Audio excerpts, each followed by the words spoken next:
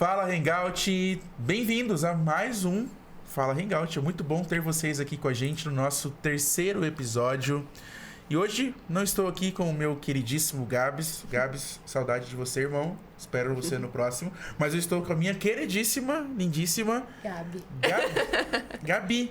Amor, cumprimenta a galera. Olá, pessoal. Sejam bem-vindos a mais um episódio aqui do nosso Fala Hangout. Esse episódio tá muito especial.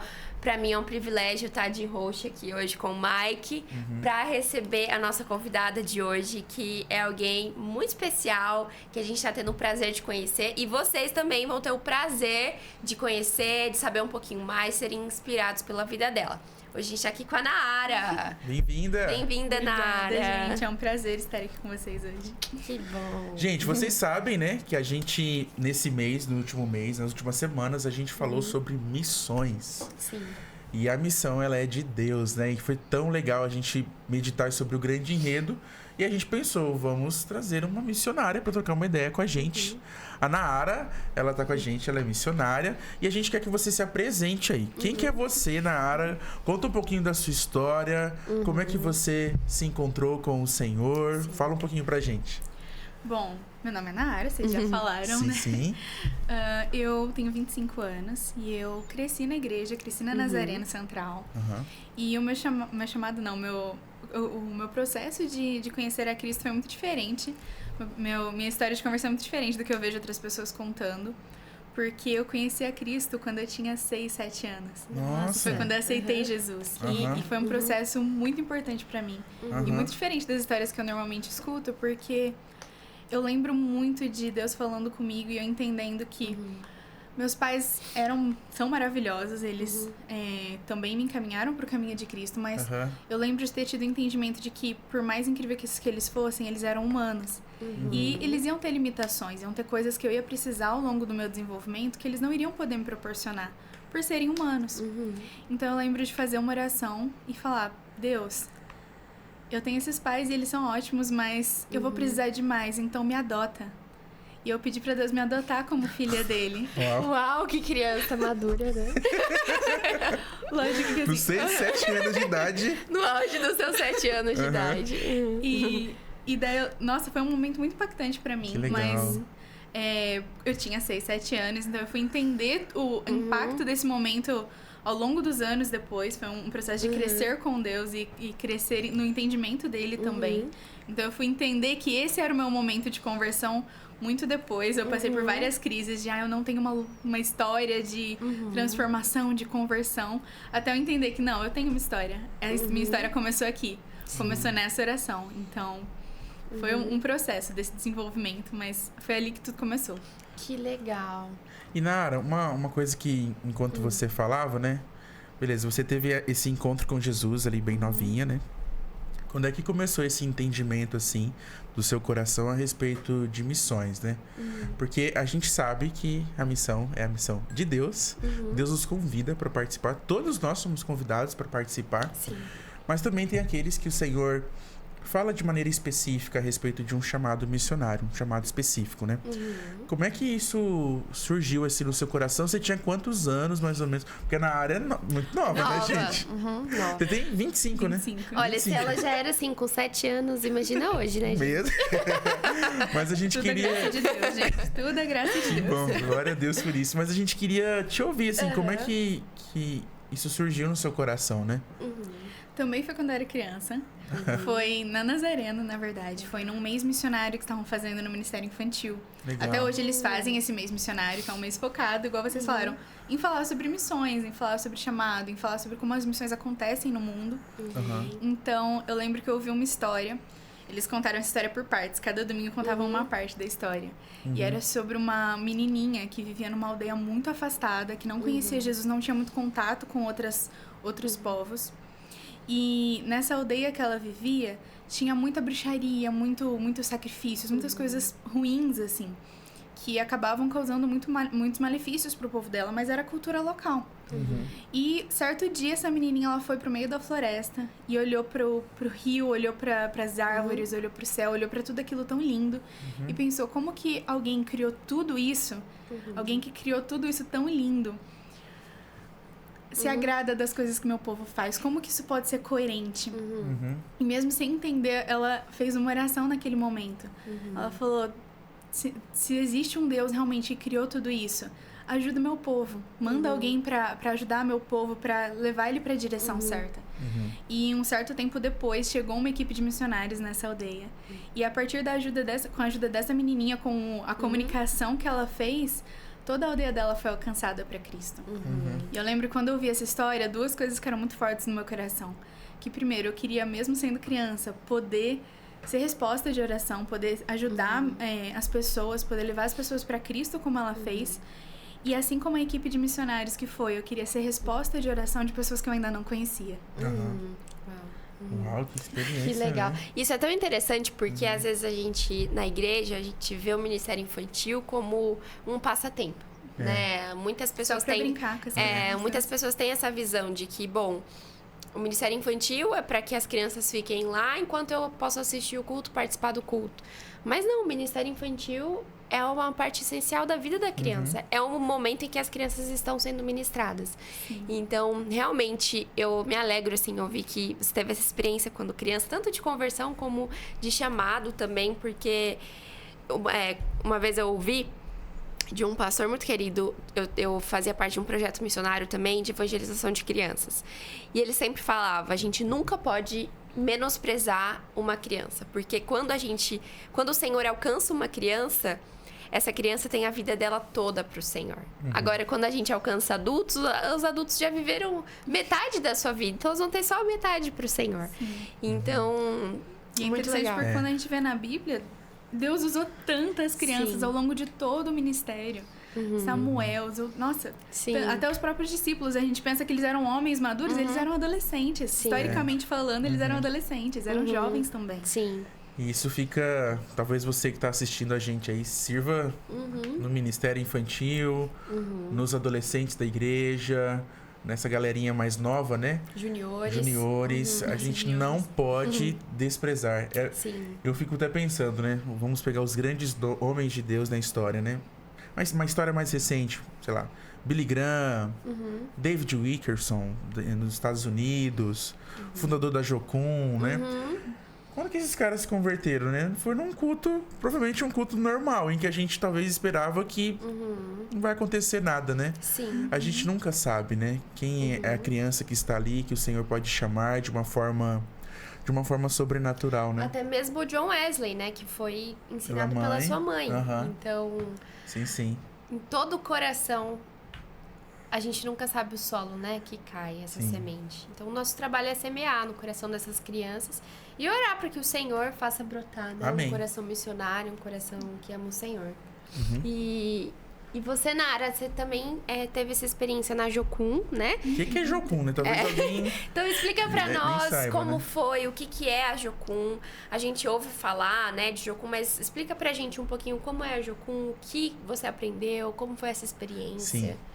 Bom, a Jocum é uma agência missionária. Algumas pessoas acham que a igreja não é igreja, não tem a intenção de ser igreja. A Jocum trabalha junto com igrejas. Mas é uma agência missionária e a sigla é Jovens com uma Missão. Então, é uma agência missionária focada em jovens.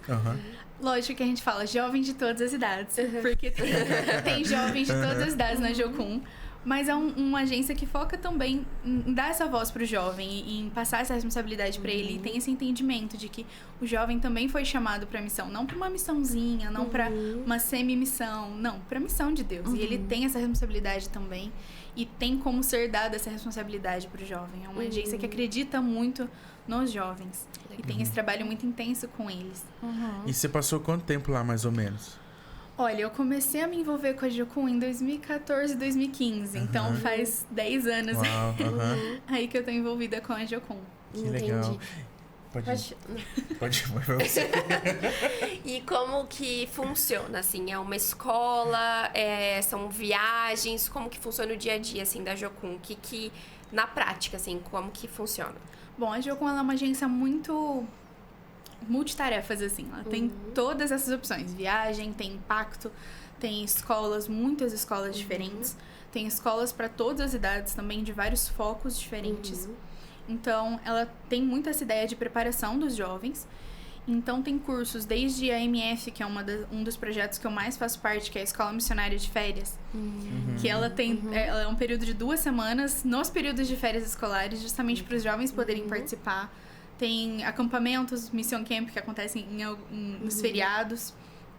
Tem King's Kids, tem até escolas maiores, como por exemplo a ETED, que é a escola de primeiro nível da Jocum, que é a primeira fase do treinamento missionário da Jocum, é a ETED. Então, tem escolas maiores, escolas de cosmovisão, escolas de estudos bíblicos, escolas de música, tem algumas bases que são focadas em áreas específicas, como a arte, arte circense, música. Nossa, bacana. Então, tem Jocum para todo mundo. Cada Que base legal. vai ter um foco diferente, vai ter algumas escolas diferentes. Não é toda a base que vai ter toda a escola, mas a Jocum tem várias frentes diferentes de trabalho. Sim, e Nara, agora fala um pouquinho pra gente sobre a sua experiência, assim, em campo, né? Como é que foi isso pra você? Se você puder contar algum episódio que te marcou, assim, algo que... Porque, pelo menos quando nós éramos de uma igreja que tinha muitas conferências missionárias, né? Aí sempre tinha aquelas histórias, assim, impactantes, né? Geralmente histórias... E eu falo isso porque isso nos marca, mas a gente sabe que missão não é só isso, né? Sim, com Mas certeza. sempre as histórias missionárias são muito impactantes, né?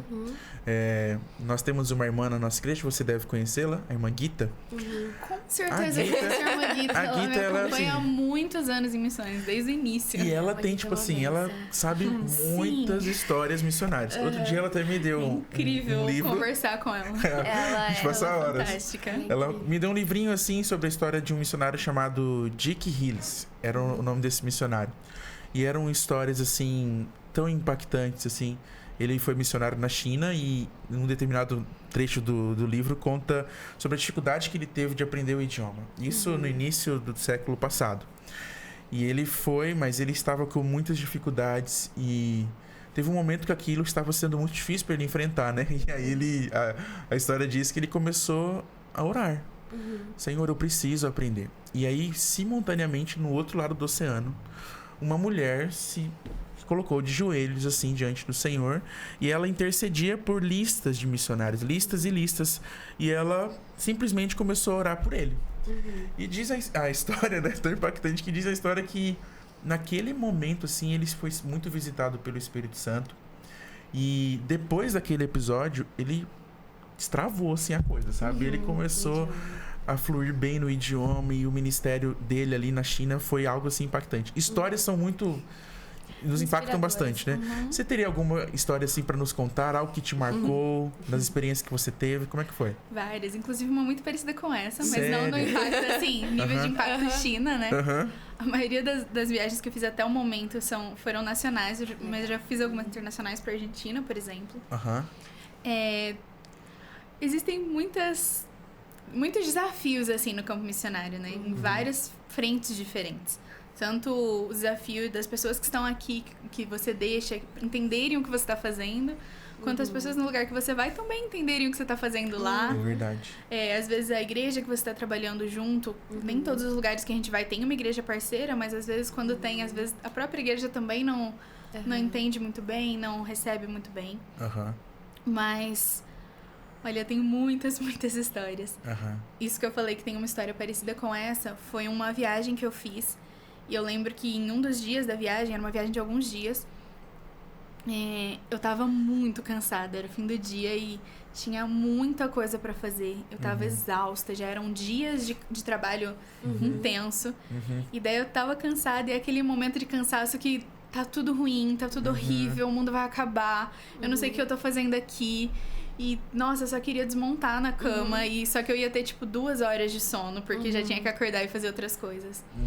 E é muito importante, vital no campo missionário, que você tenha pessoas orando por você. Sim. E eu lembro que nesse momento, eu tinha, antes de ir pra viagem, eu tinha colocado alguns intercessores, eu tinha explicado o que eu ia fazer, tinha falado para as pessoas orarem por mim. E nesse momento que eu tava mais cansada, mais exausta, eu fui pro meu quarto, eu fiquei, Deus, o que eu tô fazendo aqui? Por que eu tô tão cansada? Eu sei que eu trabalhei, mas eu tô desanimada, eu não quero mais, eu quero ir embora. E eu comecei a sentir realmente, tipo, o Espírito Santo me cobrindo naquele momento. Eu senti de verdade, com muita convicção, que existiam pessoas orando por mim naquele momento. Lógico que existiam pessoas sempre orando pela gente, mas naquele momento tinham pessoas orando por mim. E eu senti realmente o refrigério do Espírito Santo. E assim, a viagem continuou e foi realmente isso. Foi uma injeção de ânimo, uma injeção de paz, assim, no coração. O cansaço ainda estava lá, ainda tinha muito trabalho a ser feito, mas eu sabia que o Espírito Santo estava lá e ele estava fazendo através de mim, e não era pela minha força. Isso é uma coisa muito importante no campo, que a gente sempre acha que é pela nossa força que a gente vai fazer as coisas, mas é sempre a missão é dele, ele sempre faz através de nós. Sempre ele é o mais importante, a pessoa que está mais interessada em missões é Deus. Sim. Eu lembrei até do PSG Guarani, né, amor? Não sei se... Acho que seria... Porque faz muito sentido, né? Pode contar você. Não, seria melhor você contar. Porque foi mais... Contar o quê? Sobre o PSG Guarani, lembra? De você jogar no PSG em Campinas. Por que nesse Porque contexto? faz muito sentido. Porque a Nayara tá falando sobre... Beca, vai fluindo aí, tá, irmã? Deixa... A Nayara tá falando sobre como nós participamos da missão de Deus. Tipo, é Deus que garante os esforços... Ainda que nós estejamos engajados, é o Senhor que faz, né? Sim. E a gente tá usando esse exemplo porque... Só vamos voltar um pouquinho, tá, Beca? Mas melhor deixar, né, de fora, né? É que eu vou dar um outro exemplo agora. Então pode dar. Dá o seu, vai ser melhor. Tá, A ok. gente vai seguir depois da fala da Isso, depois da fala da Nara, Nara. tá? Isso é muito interessante que você comentou sobre a intercessão e glória a Deus, né, por esse momento que você teve com o Senhor.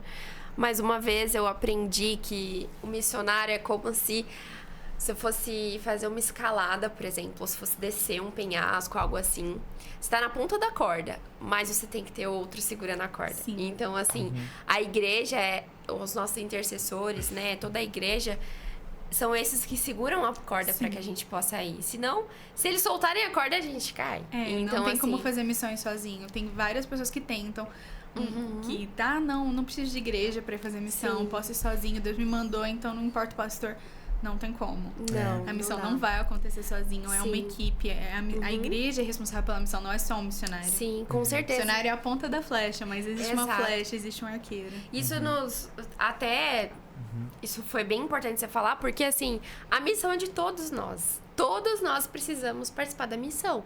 Então, pode ser que nem todos nós, nem toda a igreja vá para um campo transcultural, por exemplo. Mas todos nós precisamos participar da missão de Deus, assim... É aquilo, a gente até ouviu da Selma no último culto. Não sei quem lembra, quem estava nesse último culto. Mas ela falou, se você não é missionário, você é campo. Então, assim... E isso, pra mim, assim, me marcou muito. E essa frase foi muito, tipo... É frase é muito. ótima. É assim... É direto e reto. Se você não é missionário, você é campo. Então, nós não podemos jamais setorizar missões, né? Falar, a missão é do missionário. É de quem tem esse chamado transcultural. Não, a missão é de Deus, que Deus convida todos nós como uma A ordem. gente tem o privilégio de fazer Exato. parte. E quem A não Guita vai... sempre fala muito isso também, Sim. que a gente tem o privilégio de fazer parte. Exato. Então, assim, ainda que a gente não vá, a gente tá aqui segurando a corda, né? A igreja precisa ser parte da missão. Então... E faz total diferença ter a igreja, assim, como realmente um socorro. A intercessão da igreja, não só... A gente fala muito do apoio financeiro porque realmente faz parte, mas... A intercessão da igreja, quando você está no campo, é uma questão de vida ou morte. Você ter pessoas orando por você. Muitos casos já aconteceram de a gente ter ataques no campo e se não fossem pessoas intercedendo pela equipe, a gente realmente estaria morto, estaria em situações de risco de vida mesmo. E a gente estava falando sobre os desafios de missões. Missões têm muitos desafios. A gente não vai dormir no lugar mais confortável, não vai comer a melhor comida na maioria das vezes. As pessoas nem sempre vão ser gentis.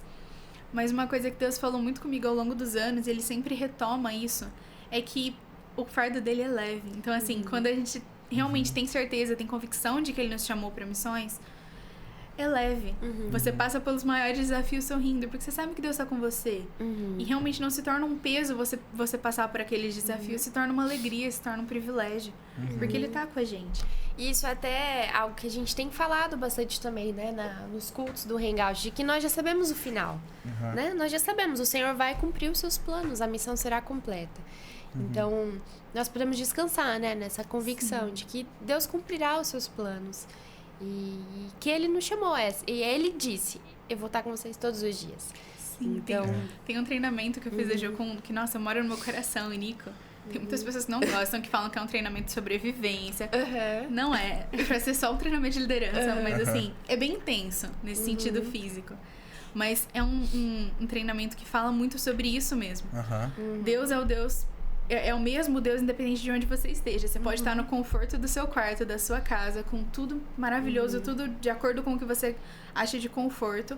Ou você pode estar no meio da guerra da Ucrânia. Ele ainda vai ser o mesmo Deus, ele ainda vai cuidar de você da mesma forma. É isso aí. Você pode não estar no mesmo conforto, mas ele ainda é o mesmo Deus.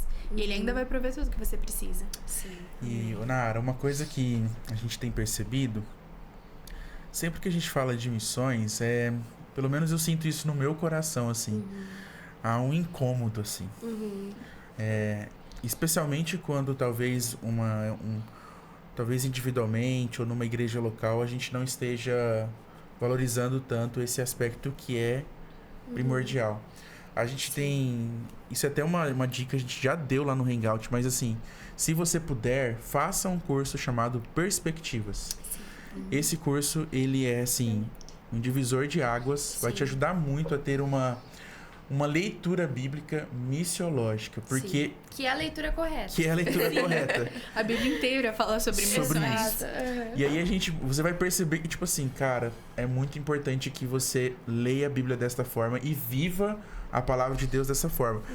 Mas, por vezes, por não conhecermos as Escrituras por esse caminho, a gente ouve sobre missões, isso gera um incômodo dentro de nós.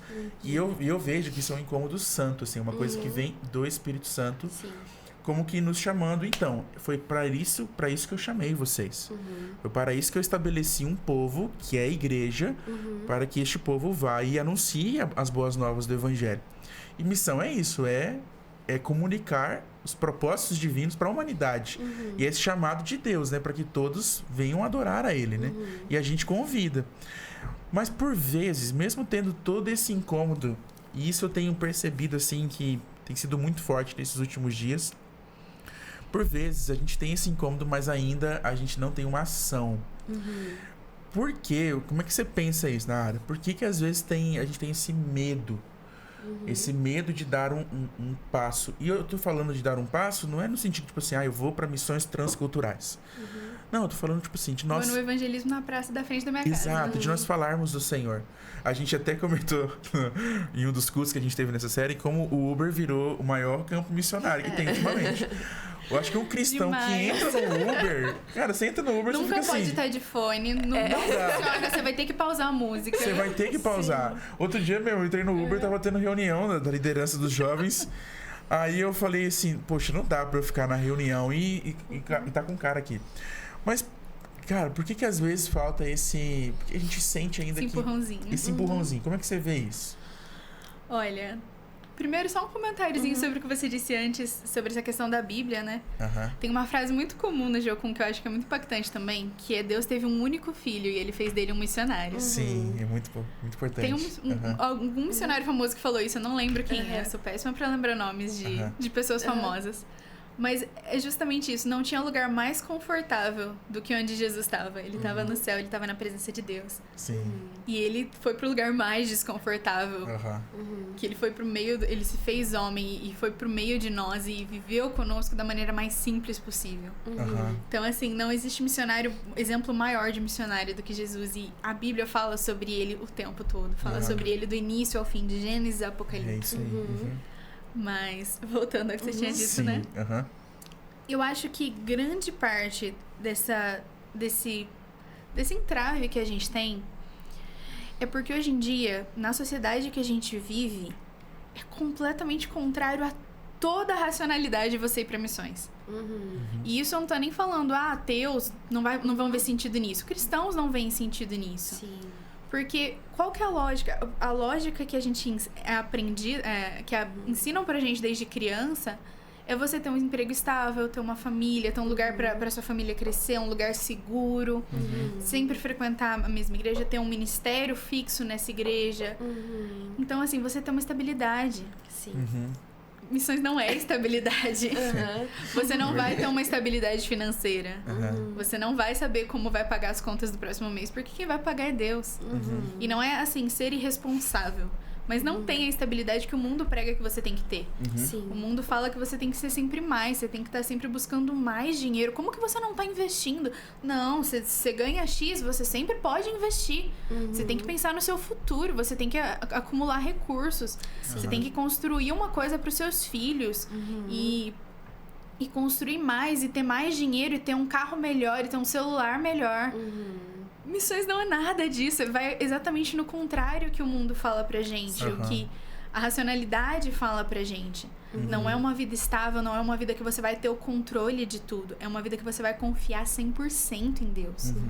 Lógico que nós, como cristãos, a gente deveria viver assim mesmo na estabilidade de um emprego. A gente deveria confiar em Deus mesmo sabendo que o salário vai estar lá no fim do mês.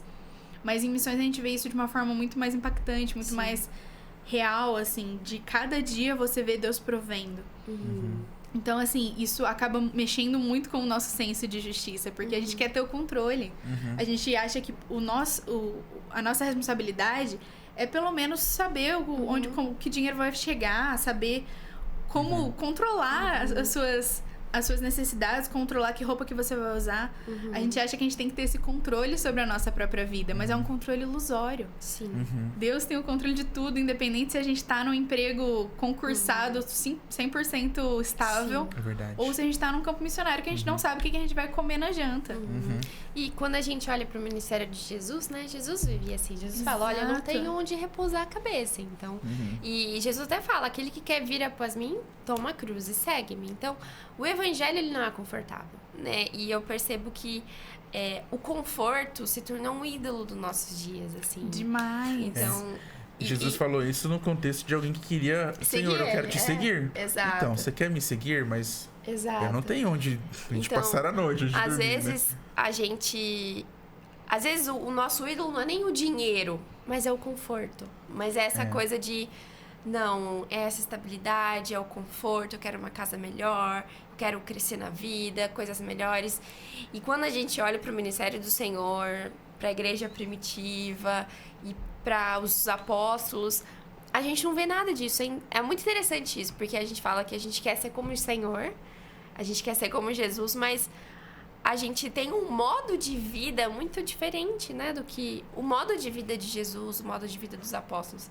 Então, acho que faz super sentido isso que você falou e é muito mais fácil a gente olhar pro ídolo do que olhar pra Deus.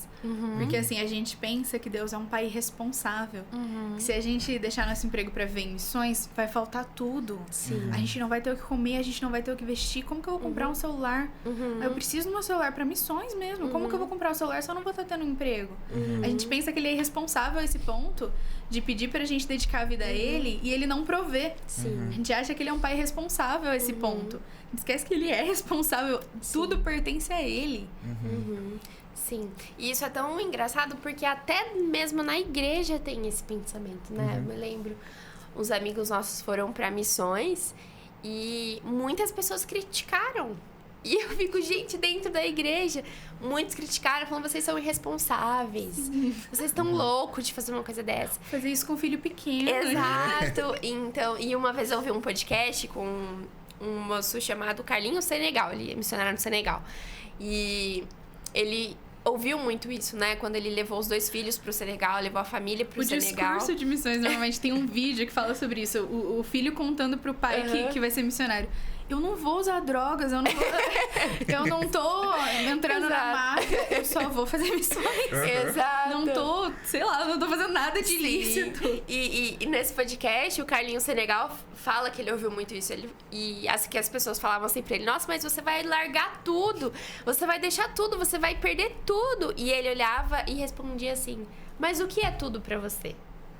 O seu tudo é carro, é casa, é trabalho? Isso é o seu tudo? Então, assim, às vezes quando a gente olha pra nossa vida e pensa, nossa, mas eu vou largar tudo. Porque às vezes realmente a gente considera mais essas coisas do que o Senhor, do que... Tornam ídolos no nosso coração. Exato. E a gente queria convidar você que está assistindo a gente, a você se envolver em missões de alguma forma. Sim. Talvez você não será um missionário transcultural, Talvez mas sim. talvez sim. E a gente tem orado para que sim. A gente tem pedido isso assim, porque por vezes a gente fala assim: não, você já está num lugar, mas e aqueles que vão para longe? Seja impacto naquele lugar que você tá. Às vezes não é nem pra você estar ali. Exato. Às vezes já tem tanta gente ali. Isso é uma coisa que queima muito no meu coração, principalmente aqui no Brasil. Existe muita gente aqui, existem muitos cristãos aqui. Exato. E existem muitos países que não tem ninguém. Exato. Eu não Tem sei. muitas culturas que não tem ninguém pra falar de Jesus. Exatamente. Isso é frustrante, assim, que quando a gente vai fazer evangelismos aqui no Brasil, em praças, 90% das pessoas que você encontra conhecem Jesus. Às vezes são desviados, às vezes existe a necessidade de se falar de Jesus aqui também. Sim, com certeza. Só que quando 90% das pessoas que a gente encontra já conhecem Jesus, Exato. de repente tá na hora da gente mudar de lugar. Sim. E a gente tem até um dado, né? Até abri aqui pra ver. Que na janela 10/40, por exemplo, cerca de 3% dos missionários cristãos estão atuando nessa região onde o evangelho ainda não é facilmente acessível. 3%. Então significa que a galera 97% não está lá. não está lá. E isso eu acho. Porque na teologia de Paulo, por exemplo, eu estou indo para onde o evangelho não foi ainda anunciado. Sim. Quando ele escreve a carta aos Romanos, ele fala para isso: eu quero ir para a Espanha porque eu já estou trabalhando aqui em um campo onde já tem gente. Exato. É claro, a gente precisa também dos Timóteos, que é a galera que fica. Sim. Mas que cuida no Brasil da igreja. a gente já tem bastante Já tem deles. bastante. Exato. A gente precisa dos Paulos, né? Isso é engraçado porque quando a gente pensa no Brasil, a gente pode pensar aqui, Campinas, por exemplo. Campinas tem muito cristão. Agora, tem lugares no Brasil Sim, em tem que... muitos povos não alcançados dentro no Brasil. do Brasil. Então, Exato. às vezes a gente fica, mas eu tenho que ser bênção onde eu tô. Mas às vezes onde você tá, já tem que olhar muita um pouquinho bênção. mais Exato. também. Já tem muitas pessoas sendo bênção onde você tá. Existem lugares onde não tem ninguém que pode ser bênção onde está. Então a gente E precisa... lugares que às vezes você nem precisa mudar de país, você nem precisa mudar de cidade. Exatamente. Então, isso é muito interessante. Às vezes a gente se convence. Às vezes a gente se convence desse discurso pra manter no conforto. É muito mais fácil É você muito ser mais uma fácil. bênção numa igreja com ar-condicionado. Exato. É muito mais fácil. Eu tô sendo bênção na minha casa, tô sendo bênção no meu trabalho, tô sendo bênção... E esse é o nosso chamado de ser bênção em todos os lugares. Mas não é só isso, né? Não é só isso. E até você estava falando da janela 1040, uma coisa que a gente tem que também ampliar a visão. A janela 1040 é extremamente necessária, mas existem muitos países que quando o missionário fala que quer ir pra lá, ele é julgado ao máximo. Sim. A Europa inteira tá dentro disso. Porque Sim. na Europa, a gente fala, não, o evangelho veio de lá. A gente conhece o Cristo por causa da Europa. Sim. A Europa hoje é uma epidemia de ateísmo absurda. É verdade. As igrejas estão fechando numa velocidade absurda em toda a Europa. Não existem mais países cristãos como existia antes na Europa. Então, a Europa precisa também muito ouvir de Cristo. E toda vez que eu vejo que o missionário fala que vai pra lá, a igreja crucifica ele. E às vezes até pra um estigma. Às vezes a gente, sempre quando a gente pensa, eu vou fazer missões... Há essa ideia de que a gente vai pra um lugar carente. Não, onde não tem energia ser um elétrica. lugar onde não tenha comida. Exato. E sendo que elétrica. todos os povos precisam do Senhor. Então, alguns serão chamados realmente pra lugares em que há muitas necessidades, em todos os graus. Níveis. Em todos os níveis. Então, alguns irão para alguns lugares em que há necessidade em todos os níveis. Mas há países fartos de riqueza. Há lugares assim... Mas E não significa que o missionário vai ter toda essa fartura de riqueza naquele país. E nem que será fácil. Muito pelo contrário. Então, assim... Muitos missionários que eu conheço que foram pra Europa passaram grandes dificuldades. Sim. Porque como que a igreja vai mandar dinheiro pra um missionário Exato, que tá... são países muito caros. Então, não há campo fácil. Não é porque você tá em Portugal, Espanha, Suíça, Inglaterra, que vai ser mais fácil do que em outro país com baixo DH, por exemplo. Não é nessa ótica que a gente precisa olhar, né? Gente, tá muito legal o papo, né? Sim. Tá muito massa. Mas, Nara, assim, uma pergunta que a gente tem pra você. Alguém que esteja agora querendo se envolver mais profundamente em missões, né? Que oportunidades tem, assim, pra galera, talvez de curto prazo mesmo, porque talvez você esteja na faculdade agora, ou tá no ensino médio, não sei. Sim. Ou você tá trampando demais, vai tirar um mês de férias daqui a algum tempinho. Que oportunidades talvez essa galera pode se envolver, se engajar e que você saiba, assim? Bom, o projeto que eu mais estou envolvida recentemente é a EMF, que é a Escola de Missões de Férias, Escola Missionária de Férias. E ela acontece sempre em janeiro e em julho. Não são todas as bases da Jocum que oferecem essa escola, mas eu sei que aqui em Campinas, o movimento Jocum Campinas oferece, e Contagem também, que é a que eu sirvo. Mas tem algumas outras também. Então, a Escola Missionária de Férias é uma ótima oportunidade, porque o princípio dela é justamente esse, ser uma experiência missionária de curto prazo. Tem uma semana teórica que os jovens são preparados e uma semana prática onde a gente vai para uma viagem missionária. Efetivamente. Legal. Tem a Emma também, da nossa denominação. Sim. Eu fiquei sabendo dela recentemente também, há pouco tempo. Que legal. Mas também é uma oportunidade interessante. A Emma, a gente conhece um pouquinho, tem alguns adolescentes que já foram lá da nossa igreja e a galera curte muito, mas aí se você tem entre 13 e 18 anos. Sim. A MF é de 13 a 99. Então, é uma oportunidade incrível. E eu tenho uma recomendação também, só reforçando, que é o Perspectivas. O Perspectivas é um ótimo ponto para começar a saber mais sobre missões, a se envolver com missões. A gente tem outras iniciativas também, então tem a classe de missões da Central, né? Tem Incrível lá, super recomendo. isso. E, então, assim, e Não claro, só porque né? eu sou uma das professoras. E claro, tem a igreja local, que a igreja local é um lugar onde as coisas começam a acontecer. Então, há muito trabalho para ser feito, há missões em toda parte. E tem uma oportunidade muito interessante também para quem não consegue esse período de férias ou não consegue tirar 2 semanas, que é a EMU, Escola de Missões Urbanas. Ela acontece todo sábado, então não precisa necessariamente de um período de férias. Excelente. Sei que a Jocum Campinas também tem esse projeto e a Jocum Contagem também. Então, a EMF e a EMU também, tudo vinculado a Jocum. Sim. Perfeito. Gente, Há muita muito bom. oportunidade. Jocum, igreja local, perspectivas, MNI, né? As viagens da MNI. É só ir atrás, né? É só pesquisar.